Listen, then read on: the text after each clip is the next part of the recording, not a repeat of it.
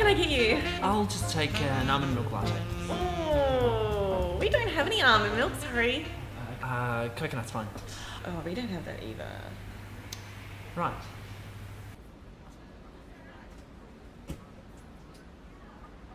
I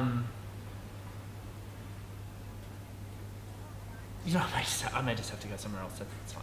Oh, we do have regular milk. Yes, I don't have that. Why? Prefer not to. Are you lactose intolerant?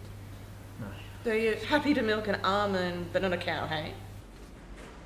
So do you enjoy milking coconuts? You know, I'm pretty sure that's not what happens. Do you know what happens to a cow if it doesn't get milked? It explodes. Oh, God.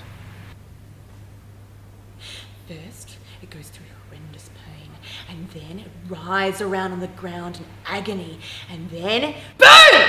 All because some hipster kid wanted almond milk instead of good old regular milk. I'll just take the regular. That'll be fine.